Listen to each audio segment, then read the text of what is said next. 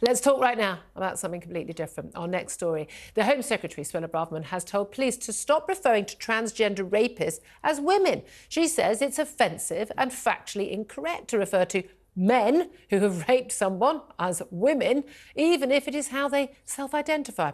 Suella Braverman was speaking to a roundtable for policing leaders and women's rights campaigners amid concerns that women feel they're not being protected by the police. Well, joining me now to discuss this is Oli London. He's the author of Gender Madness, one man's devastating struggle with woke ideology and his battle to protect children. Good afternoon to you, Oli. Great to see you, as always. Great to see you. Thank you so much for coming on the show. I have to say, I do find it extraordinary that it's even a headline in this country, and we're discussing it on my show. The Home Secretary, women are basically in charge of the police in this country, is telling the police, stop lying about who's raping women. I mean, that's basically the story, isn't it? 260 men have been referred by police as women because they say they're trans women, even though the charges they're on involve rape. And legally in this country, in England and Wales, you could only rape someone if you are a man because it involves a particular appendage that women don't have.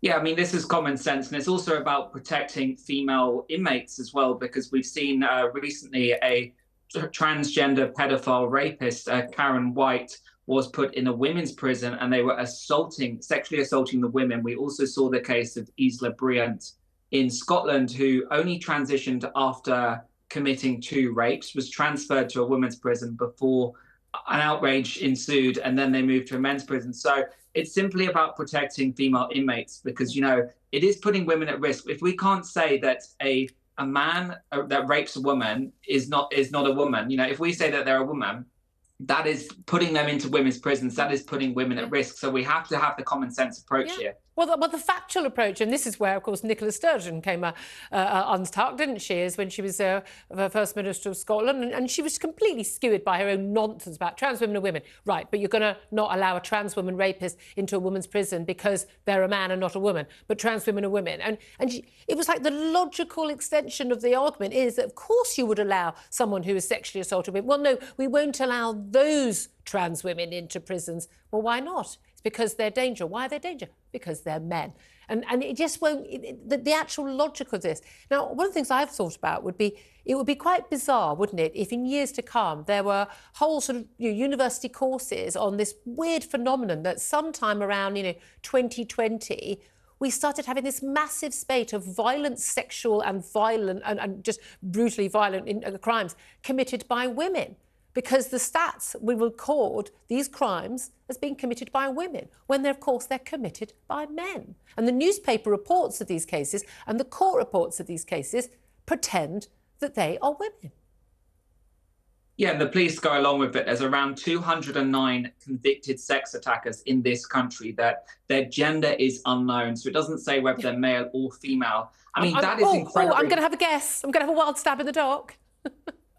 All men. How'd you guess? And that is, again, putting women at risk. And you also see with women's shelters and rape shelters, when you've had instances of predators and sex attackers, they exploit these vulnerable loopholes by pretending to be women, dressing up as women and going into these places to hurt women. So it is simply the wrong approach to be doing this. And we will look back in history and think this was a shameful part of history for doing this to women. Absolutely. Now, how is it that you, a man, can clearly see that this is an issue, clearly see the unfairness of this, the risks of this, the absurdity of this, and yet there are so many women who will, whether they're Tory MPs like Caroline Nokes or SNP MPs, far too many Labour MPs who will argue this and insist that no, it doesn't matter. It doesn't matter that you've sexually abused, raped and assaulted women. It doesn't matter. If you say you're a woman, you're a woman. Yeah, and we see a lot of these sex attackers, they actually transition after committing the crime. And quite often they do it, Julia, because they want to gain access to women in prison. So they only transition afterwards, or they also do it to get an easier sentence because some judges, think, oh, this person is vulnerable, they're a minority group, so we must protect them. So that is incredibly, incredibly wrong. And like you said, there are Conservative and Labour MPs that are thinking this is totally okay. And the problem is the UK has been captured by the trans activist mob, and they are really controlling the narrative here. And we've seen people being cancelled like J.K. Rowling.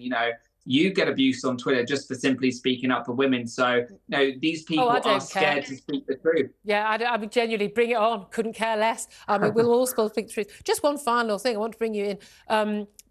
Baroness Faulkner, she's the head of the Equality and Human Rights Commission, and she has been subject to an internal investigation over allegations of her behaviour with members of staff, past and present. And basically, these were complaints that were ideologically motivated. A whole gang of them all got together because basically she doesn't think that trans women are women, and this is a bunch of wokeries in this commission who think that they are, and they basically made a load of complaints about her.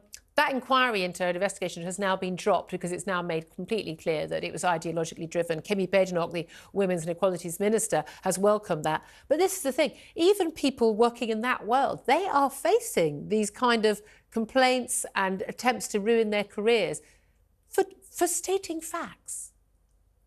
Yeah, I mean, Baroness Faulkner is someone that's dedicated her entire life to the service of this country. And what happened is 40 staff members wrote a 40-page dossier, basically falsely accusing her of bullying and harassment and transphobia in the workplace. And that simply stems from the fact that she said it's important, as she was in charge of equality, it's important to protect women's sex-based rights. Nothing controversial, a simple fact. And that's why they did the cancel campaign. Their staff leaked the information to Channel 4. They ran this kind of investigation into her, and it's really wrong. And this cost the British taxpayer £100,000.